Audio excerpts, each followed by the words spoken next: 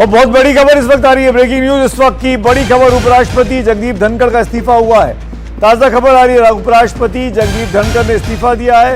वजह क्या है जानकारी की आपने रिपोर्टर से अपडेट लेकर, लेकिन फिलहाल एक लाइन की जानकारी जो मिली है, इस वक्त वो उपराष्ट्रपति जगदीप धनखड़ ने इस्तीफा दिया है। जगदीप धनखड़ साहब उपराष्ट्रपति तो ही है, राज्यसभा के चेयरमैन भी है। संसद का सत्र आज से शुरू हुआ है। मेरे साथ मेरे सहयोगी हिमांशु जुड़ गए। हिमांशु, क्या जानकारी है? हम हिमांशु के पास चलेंगे, हिमांशु बात करेंगे। अभी जो जानकारी आ रही है एक लाइन की हिमांशु के माध्यम से, वो ये कि अपनी सेहत की वजह से उपराष्ट्रपति जगदीप धनखड़ ने इस्तीफा दिया है। अपनी सेहत की वजह से उपराष्ट्रपति ने इस्तीफा दिया। ये इस्तीफा आपके सामने स्क्रीन पर है और मैं ये पढ़ के सुना देता हूँ। रिस्पेक्टेड राष्ट्रपति ji, to prioritise health care and abide by medical services, I hereby resign as the vice president of India. Effectively, immediately, in accordance with the Article 67A of the Constitution, I extend my deepest gratitude to Your Excellency, the Honorable President of India, for her unwavering support and soothing, wonderful working relationship we maintained during my tenure. I express my deep gratitude to the Honorable Prime Minister and the esteemed Council of Ministers. Prime Minister's cooperation and support have been invaluable, and I have learned much during my time in office. The warmth, trust, and affection I have received from all the honorable member of parliament would ever be cherished at end and embedded in my memory. I am deeply thankful for the invaluable experience and insights I have gained at vice president as per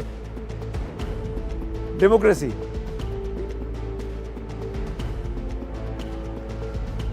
It has been privilege and satisfaction to witness and partake in India's remarkable economic progress and unprecedented exponential development during this significant period. Serving in this transformative era of our nation's history has been a true honor. As I leave this temporary office, I am filled with pride in Bharat's global rise and phenomenal achievements and hold unwavering confidence in her brilliant future. With due respect, with deepest respect and gratitude. ये अभी की ताज़ा खबर, उपराष्ट्रपति जगदीप धनखड़ साहब ने अपने पद से इस्तीफा दे दिया है। हम और जानकारी के लिए अपने सहयोगी के पास चलेंगे। मेरे सहयोगी हिमांशु शेखर हमारे साथ जुड़ रहे हैं। हिमांशु, क्या आप मुझे सुन पा रहे हैं? हिमांशु के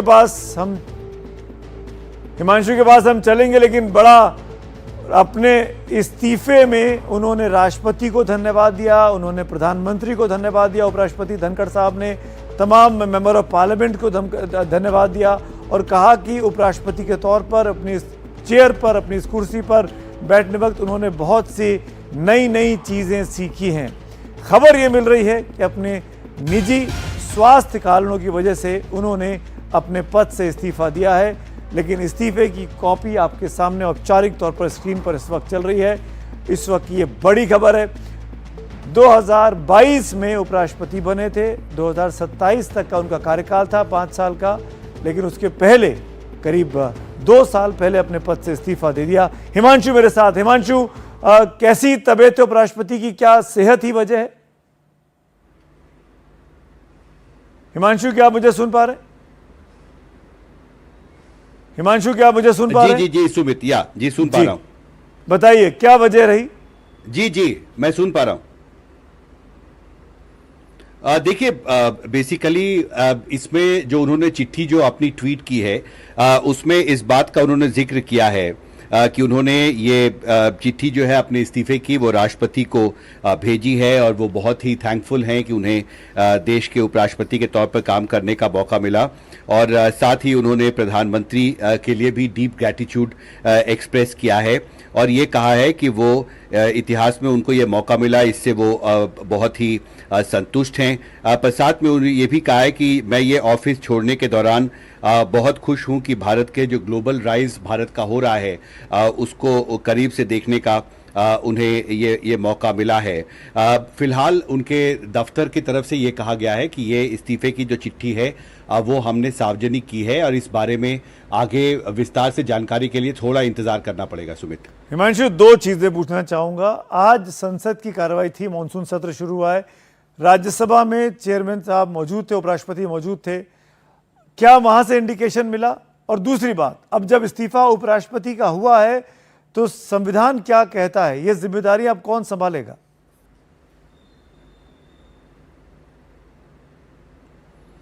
देखिए, दो बातें हैं। अभी मैं देख रहा था उन्होंने जो चिट्ठी सार्वजनिक की है अपने इस्तीफे की, उसके पहले दो लाइन का मैं जिक्र करता हूं Sumit. To prioritise health care and abide by medical advice, I hereby resign as the Vice President of India in accordance with Article 67A of the Constitution। तो इन्होंने एक हेल्थ का एक जिक्र किया है, अपने मेडिकल एडवाइस के आधार पर यह फैसला किया है, इसका जिक्र उपराष्ट्रपति ने किया है। और अभी देखिए, आज ही एक प्रेस रिलीज आई थी जिसमें यह कहा गया था कि 23 तारीख को जो उपराष्ट्रपति हैं उनका जयपुर में कार्यक्रम है और उसमें वो भाग लेंगे। और हम सब ये सोच रहे थे कि संसद के सत्र के दौरान राष्ट्रपति का जयपुर जाना, 23 तारीख को ये कार्यक्रम था, एक ऑफिशियल प्रेस रिलीज भी आई थी, पर उसके कुछ घंटे के बाद ये जो इस्तीफा है मुझे लगता है बेहद महत्वपूर्ण है। और अब राष्ट्रपति को ये तय करना होगा कि आगे जो कानूनी प्रक्रियाएं हैं वो संविधान के तहत आगे क्या वो फैसला करती हैं। लेकिन उपराष्ट्रपति, मुझे लगता है कि संभव है कि जब तक किसी नए व्यक्ति को ये जिम्मेदारी राष्ट्रपति नहीं देती हैं तो वो अपने पद पर उन्हें बने रहने को कहा जा सकता है। ये इस्तीफा उन्होंने राष्ट्रपति को भेजा है, पर इसमें थोड़ा इंतजार करना पड़ेगा और जानकारी जुटानी पड़ेगी कि इसमें जो संविधान में क्या एग्जैक्ट प्रोविजंस हैं जिसके आधार पर आगे अब राष्ट्रपति फैसला करेंगे। सुमित, मैं फिर से ये बता दूं दर्शकों को जिन्होंने अभी अभी अपना टीवी सेट ऑन किया है, वंशु आप रहिए मेरे साथ। उपराष्ट्रपति जगदीप धनखड़ ने डॉक्टरों की सलाह पर अपनी सेहत की वजह से अभी अचानक इस्तीफा दे दिया है। अभी करीब करीब 2 साल का कार्यकाल उनका बाकी था। अगस्त 2022 में वो उपराष्ट्रपति बने थे, अगस्त 2027 तक का उनका कार्यकाल होता है, लेकिन जुलाई 2025 में आज 21 जुलाई को उन्होंने इस्तीफा दे दिया।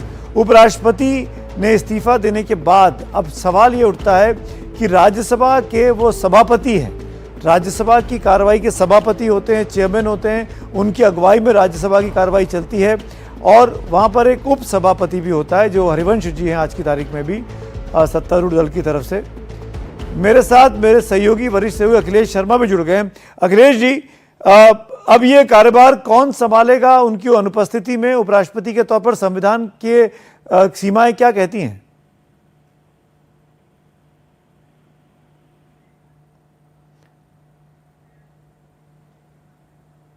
हम हिमांशु के पास चलते हैं, अखिलेश जी से संपर्क नहीं हो पा रहा है। हिमांशु, तो उपराष्ट्रपति का कार्यभार जो है वो जबकि इस्तीफा दे दिया है तो राज्यसभा की कार्रवाई में तो दिक्कत नहीं आएगी, वो उप सभापति संभाल लेंगे? देखिए, निश्चित तौर पर जैसा मैंने कहा कि एक प्रेस रिलीज आया था उपराष्ट्रपति का जो सेक्रेटेरिएट है उससे, जिसमें यह कहा गया था कि 23 तारीख को राष्ट्रपति का जयपुर में कार्यक्रम है। और जब भी हमने देखा है कि इसके पहले भी जब उपराष्ट्रपति खुद अनुपस्थित रहते हैं सदन में तो जो डिप्टी चेयरमैन है उनको ये जिम्मेदारी दी जाती है और उन्होंने बहुत बखूबी इस जिम्मेदारी को निभाया भी है। तो जहां तक राज्यसभा के संचालन का सवाल है, डिप्टी चेयरमैन भी हैं और वहां पर एक ग्रुप भी होता है सांसदों का जिसको ये अधिकार दिया गया है। लौटता हूं मैं आपके पास, हिमांशु मैं लौटता हूं आपके पास। पूर्व मुख्य चुनाव आयुक्त एस भाई कुरैशी साहब मेरे साथ फोन लाइन पर हैं। कुरैशी साहब, ये अचानक खबर आ रही है उपराष्ट्रपति धनखड़ ने अपनी सेहत की वजह से इस्तीफा दे दिया है। अब संविधान आगे के लिए क्या कहता है? कौन उपराष्ट्रपति बन सकता है? क्या मिड टर्म इलेक्शन होगा उपराष्ट्रपति का? और तब तक राज्यसभा की कार्रवाई को कौन चेयर करेगा? देखिए, इसमें 2-3 बातें आपने कही कि इसमें इससे पहले तो ऐसा कभी हमने होता देखा नहीं कि उपराष्ट्रपति ने मिड टर्म रिजाइन कर दिया हो या उनके निधन हो गया हो, किसी भी वजह से वैकेंसी हुई हो, हमने तो देखा नहीं। लेकिन क्योंकि वहाँ डिप्टी चेयरमैन तो है ही ऑलरेडी, तो डिप्टी चेयरमैन इमीडिएटली ऑटोमेटिकली वो तो टेक ओवर करेंगे ही करेंगे, ये नहीं प्रिजाइड करेंगे उस पद पे, भले न हो लेकिन प्रिजाइड करेंगे। और बाकी जो पैनल है वो पैनल के मुताबिक वो राज्यसभा की कार्रवाई तो डिस्टर्ब नहीं होगी। लेकिन अब ये कि धनखड़, आज मैंने प्रोसीडिंग देखी थी, धनखड़ साहब बहुत ही काम एंड कूल कलेक्टेड थे, कोई एजिटेशन किसी किस्म का नहीं नजर आया। तो अब अगर उन्होंने कहा है कि हेल्थ रीजन है तो कुछ जेन्युइन ही कुछ कंसर्न होगा, विच हम और आपको तो पता नहीं, लेकिन सिस्टम तो इन प्लेस है, चलता रहता है, कोई स्टैंड स्टिल कुछ एक किस्म का होने का की संभावना नहीं है। जी, तो कुरैशी साहब, क्या मिड टर्म इलेक्शन होता है उपराष्ट्रपति का या ये टेन्योर ऐसा ही रहेगा? नहीं, मिड टर्म इलेक्शन हो सकता है, क्योंकि वैकेंसी हुई है तो मिड टर्म इलेक्शन तो मेरे ख्याल से करना ही पड़ेगा, जितनी जल्दी कन्वीनियंट हो। जी, अभी करीब 3 साल हुए थे उनको राष्ट्रपति बने। अगस्त 2022 में उन्होंने शपथ ली थी। अगस्त 2027 तक का कार्यकाल था जगदीप धनखड़ साहब का, और अभी अचानक बड़ी चौंकाने वाली खबर है ये। भगवान उनकी उम्र को लंबा दे, उनकी सेहत जल्द ठीक करे। लेकिन मैं ये जानना चाहूँगा आपसे कुरैशी साहब, ऐसी परिस्थिति में सरकार पर तो कोई खतरा नहीं होता है? राज्यसभा में, अपर हाउस में वो तो ठीक है? नहीं, बिल्कुल कुछ नहीं होता। क्योंकि दिन भर आप देखते प्रोसीडिंग होती है कि चेयरमैन प्रिजाइड कर रहे हैं, फिर वो 1 घंटे के लिए अपने चेम्बर में चले जाते हैं, वो डिप्टी चेयरमैन आ जाते हैं, डिप्टी चेयरमैन कहीं चले जाते हैं तो पैनल में से कोई ना कोई चेयर करता रहता है। तो ये सिस्टम का डिजाइन तो देश का ये होता है कि इस किस्म के टॉप लेवल की वैकेंसी से कोई काम नहीं बंद होता, काम नहीं ठप होता, कोई ना कोई स्टेप इन करने के लिए सिस्टम में पोजीशन में होता ही है। तो ऑफकोर्स बहुत अफसोस और दुख की बात है, और अचंभा है कि ये एग्जैक्टली उनकी सेहत को क्या हुआ। जैसा आपने कहा, खुदा उनको लंबी उम्र दे, उनको अच्छी सेहत दे। और मैंने तो बल्कि आज मैं देख रहा था, मुझे तो एक्स्ट्राऑर्डिनरीली वो काम एंड कूल लग रहे थे, वरना नॉर्मली शोर मशराबे में कुछ थोड़ा सा एजिटेटेड भी और गुस्से में भी होने का देखा करते थे, लेकिन आज तो बहुत ही वो काम थे। तो सडनली ये क्या हुआ, ये मैं खुद हैरान हूँ बिल्कुल। जी, शायद डॉक्टरों की सलाह हुई होगी कुछ उनको। ये भी हो सकता है, क्योंकि ये भी नहीं कि किसी किस्म का भाई सरकारी प्रेशर उन पे हो, क्योंकि सरकार के और उनके रिलेशन तो बहुत ही अच्छे थे, वरना समटाइम्स वो प्रेशर भी सेहत पे असर डाल सकता है, लेकिन इस किस्म की तो सिचुएशन थी नहीं। और आज तो मैंने तो जितना देखा था, कोई बहुत ज्यादा अपोजिशन की तरफ से भी जितना भी थोड़ा बहुत मैंने देखा, कोई बहुत शोर शराबा या ऐसा तो देखा नहीं। जी ठीक है, शुक्रिया कुरैशी जी, आपने वक्त निकाला, थैंक यू सो मच। हमारे साथ एसवाई कुरैशी थे, जो पूर्व मुख्य चुनाव आयुक्त रह चुके अपने देश के। मेरे साथ मेरे सहयोगी अखिलेश शर्मा भी जुड़ गए। अखिलेश, अचानक जैसा कि अभी कुरैशी साहब भी बोल रहे थे कि आज की प्रोसीडिंग में वो बहुत शांत दिखाई दे रहे थे। अखिलेश जी, आपको मेरी आवाज आ रही है? जी आ रही है जी। तो आज की प्रोसीडिंग्स में बड़े शांत दिखाई दे रहे थे, क्या हुआ है? कुछ और जानकारी आप दे सकते हैं हमको इस बारे में? देखिए, जो कारण बताया गया है वो तो गले से नहीं उतर रहा है सुमित। उन्होंने कहा है, एक पत्र में राष्ट्रपति को जो पत्र लिखा है उसमें कहा है कि स्वास्थ्य कारणों से, मेडिकल एडवाइस के कारण वो अपने पद से इस्तीफा दे रहे हैं। बल्कि मुझे याद है कि इस साल मार्च 2025 में जब उनकी तबीयत अचानक खराब हुई तो उनकी छाती में बहुत तेज दर्द था। उसके बाद उन्हें रात को 2 बजे all India institute of medical sciences ले जाया गया था। वहां पर उनकी प्रोसीजर भी हुई थी और उसके बाद वो घर आ गए थे। लेकिन हैरानी की बात ये कि तुरंत बाद वो अपने जो सरकारी कामकाज था उसमें व्यस्त दिखाई दिए थे, और उसके बाद वो सदन में भी दिखाई दिए थे। तो ये अपने आप में एक बड़ी चौंकाने वाली बात है कि अब जबकि मानसून सत्र का पहला दिन आज था और आज सुबह से ही वो काफी सक्रिय सदन में दिखाई दे रहे थे। कई बार उन्होंने अपनी टिप्पणियां भी की है। सबसे पहले शुरुआत में उन्होंने सभी सदस्यों से अपील की कि सदन का कामकाज इसको सुचारू ढंग से चलाएं, शांतिपूर्ण ढंग से चलाएं, सबका सहयोग मांगा। और शाम को 4 बजे उनकी रूलिंग भी आई एक तरह से, क्योंकि देखिए जस्टिस वर्मा को हटाने का जो मोशन है वो लोकसभा में दिया गया है और राज्यसभा में भी उसको दिया गया। ताबड़तोड़ दस्तखत करवाए गए थे। हम वहां पर मौजूद थे रक्षा मंत्री राजनाथ सिंह के कमरे के बाहर, जहां पर एक के बाद एक लाइन लगा करके बीजेपी के राज्यसभा के सांसद वहां पर आ रहे थे और दस्तखत कर रहे थे। हमने पूछा कि किस चीज पर दस्तखत कर रहे हैं तो उन्होंने किसी ने सीधा जवाब नहीं दिया, लेकिन बताया गया कि जस्टिस वर्मा को हटाने के मोशन के अलावा कुछ और भी बातें थी जिस पर उनके दस्तखत करवाए जा रहे थे। वो क्या थे कागज, इसका खुलासा भी नहीं हो पाया। लेकिन अब से कुछ देर पहले ये खबर आई कि जगदीप धनखड़ ने इस्तीफा दे दिया है, स्वास्थ्य कारणों का हवाला दिया है। तो ये बात गले नहीं उतरती, क्योंकि वो पूरे दिन सदन में रहे हैं, उनका स्वास्थ्य पूरी तरह से ठीक है। और मार्च की जो उनकी जो सर्जरी या प्रोसीजर हुई थी उसके बाद से भी लगातार वो सक्रिय रहे। हर दूसरे तीसरे दिन उनका दौरा हुआ है, कभी राजस्थान गए हैं, कभी उत्तराखंड गए, कभी किसी जगह गए, कभी कहाँ गए। तो इसलिए ये बहुत ही सरप्राइजिंग है कि उन्होंने कदम उठाया है। जहाँ तक उनकी टेन्योर का सवाल है, अगस्त 2022 में वो उपराष्ट्रपति बने थे, तो यानी अभी उनका केवल 3 साल ही कार्यकाल पूरा हुआ है, 2 साल का कार्यकाल बाकी है। और मैं आपको ये भी बता दूं कि उनका जो कामकाज है उसको लेकर वो विवादों में रहे हैं और पिछले साल दिसंबर में अपोजिशन पार्टी से उनके खिलाफ नो कॉन्फिडेंस मोशन भी लेकर के आए थे, जो बाद में जो उप सभापति हैं हरिवंश, उन्होंने उसको खारिज कर दिया था। लेकिन उनको लेकर के विवाद होते आए हैं, उनकी टिप्पणियों को लेकर विवाद होते आए हैं, और इसीलिए अब जो उनका ये फैसला है निश्चित तौर पर यह भी विवाद पैदा करेगा। फैसला विवाद पैदा करेगा। अब तो आपने कहानी को एक नया और रहस्यमयी ट्विस्ट दिया है अखिलेश जी। मेरे साथ मनोरंजन भारती जी भी जुड़ गए, हमारे साथ हमारे वरिष्ठ सहयोगी जो आज दिन भर संसद में रहे और कवर किया। अब क्या रहा मनोरंजन जी, ये मेडिकल एडवाइस पे इस्तीफा दे रहे हैं, अखिलेश जी बोल रहे हैं गले नहीं उतर रहा है ये बात, कुछ और कहानी है क्या इसके पीछे? मैं क्या समझूं, हम लोग क्या समझें? जैसा कि अखिलेश ने कहा, अब ये बात किसी के गले उतर नहीं रही है। और मैं आपको बता दूं कि जो भी पार्लियामेंट कवर करता है उसको मालूम है कि क्या कुछ चल रहा था पिछले दिनों से सरकार के बीच में और धनखड़ साहब के बीच में, उपराष्ट्रपति के बीच में। अब अभी कहना कुछ मेरे लिए उचित नहीं होगा, अखिलेश कुछ ज्यादा इस पर बता सकते हैं। लेकिन पिछले कुछ दिनों से एक आप कहें कि कुछ अच्छा नहीं था, नहीं हो रहा था सरकार और धनखड़ साहब के बीच में। आज ही जब हम लोग इकट्ठा थे संसद में, ये कहा गया कि कल जो है वो जस्टिस वर्मा वाले के मामले में वो प्रस्ताव को मंजूरी देंगे। तो इसको लेकर के भी था कि भाई नंबर्स पूरे हो गए हैं, सबने हस्ताक्षर कर दिए हैं, अब ये प्रक्रिया जो है शुरू होगी। ये भी कहा गया कि भाई इसकी शुरुआत भी राज्यसभा में होगी, क्योंकि चेयरमैन साहब जो हैं वो सीनियर हैं, वोटिंग भी पहले यही होगी, बहस भी पहले यही होगी। दूसरा जो एक और जस्टिस यादव के बारे में था, उसके बारे में भी कहा गया था कि उस पर भी विचार किया जा रहा है।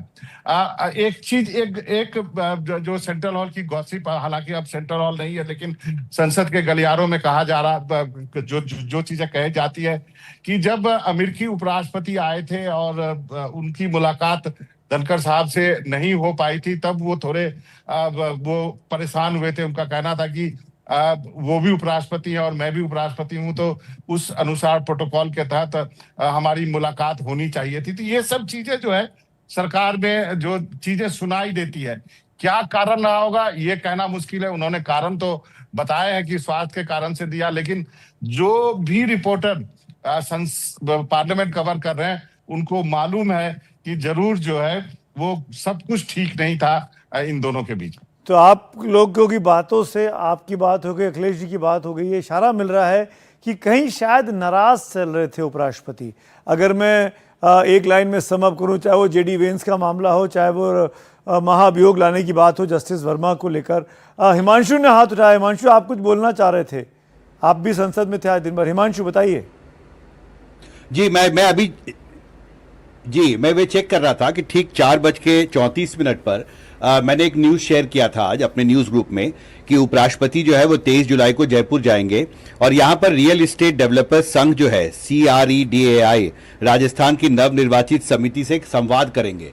तो करीब 5 घंटे पहले ये ऑफिशियल नोट जो है कम्युनिक रिलीज किया गया था वाइस प्रेसिडेंट सेक्रेटेरिएट की तरफ से। इसका यह मतलब है कि 4 बजे के आसपास उपराष्ट्रपति का जो दफ्तर है, जो सेक्रेटेरिएट है, वो जयपुर दौरे की तैयारी कर रहा था और इसका ऐलान जो है वो प्रेस रिलीज के जरिए किया गया है। और इसमें यह भी लिखा था कि भारत के उपराष्ट्रपति जगदीप धनखड़ 23 जुलाई को एक दिवसीय दौरे पर जयपुर जाएंगे और अपनी इस यात्रा के दौरान वो रामबाग पैलेस में confederation of real estate developers association of India Rajasthan की नवनिर्वाचित समिति के सदस्यों से संवाद करेंगे। और मुझे लगता है जब ये रिलीज आया था तो मैं अपने दोस्तों से संसद में बात कर रहा था कि अभी बहुत ही मुश्किल स्थिति हो सकती है, बहुत चीजों पर विवाद चल रहा है संसद में, पर राष्ट्रपति का जयपुर जाना इस विवाद के बीच फिर लगा कि क्योंकि संचालन के लिए उपसभापति होते हैं और इसलिए राज्यसभा में तो कोई दिक्कत नहीं होनी चाहिए। लेकिन 4 बजे तक वाइस प्रेसिडेंट सेक्रेटेरिएट की तरफ से यह कंफर्मेशन आया था कि राष्ट्रपति जयपुर जाने वाले, यानी 4 बजे तक सब कुछ ठीक था, उनका दौरा भी फाइनल हो चुका था, उसकी डिटेल्स भी सार्वजनिक किए गए थे। पिछले 4-5 घंटे में क्या हुआ है, मुझे लगता है ये एक देखने वाली बात होगी। हिमांशु, आपकी बात सुनकर, बाबा मनोरंजन भारती की बात सुनकर और अखिलेश जी की बात सुनकर कहानी के पीछे और जाने का मन कर रहा है। अखिलेश हमारे साथ हैं, जुड़े हुए हैं फोन लाइन पर। अखिलेश जी, क्या जस्टिस वर्मा पर महाभियोग लाने की बात जो थी, जिसके लिए खुद उपराष्ट्रपति भी बोल चुके थे, क्या वो राज्यसभा में ना आकर लोकसभा में पहले आ रहा है?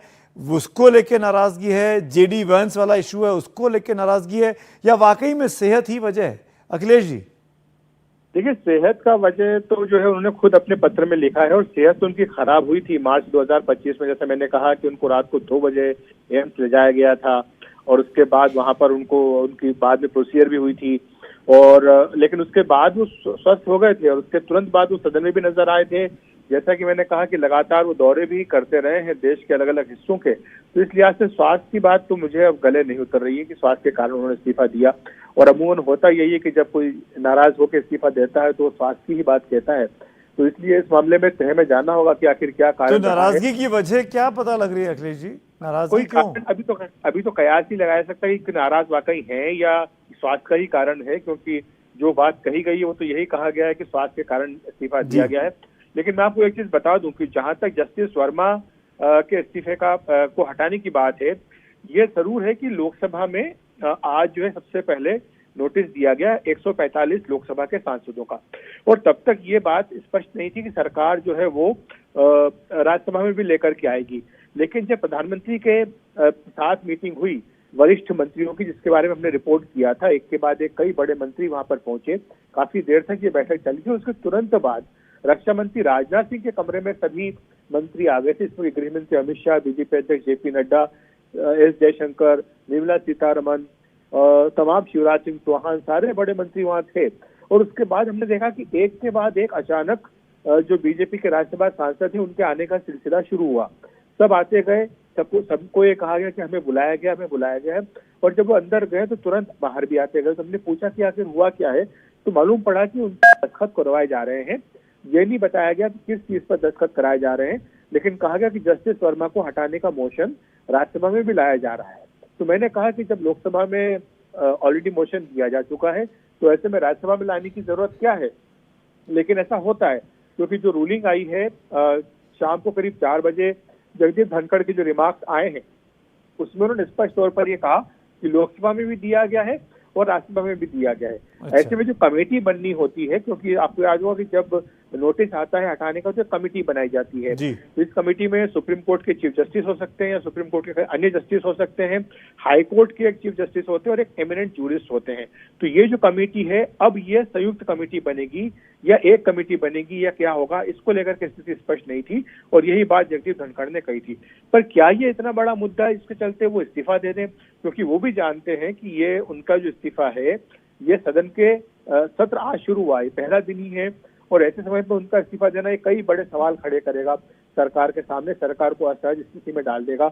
अभी उपराष्ट्रपति कौन बनेंगे ये बड़ा प्रश्न रहेगा। दूसरी बात ये रहेगी कि सदन कौन चलाएगा, क्योंकि हरिवंश तो है उपसभापति जो कि चला सकते हैं, लेकिन उपराष्ट्रपति का पद अब खाली हो जाएगा। तो ऐसे में क्या परिस्थितियां होती हैं और ये जब मुझे लगता है जहां तक मेरी मेमोरी सर्व कर रही है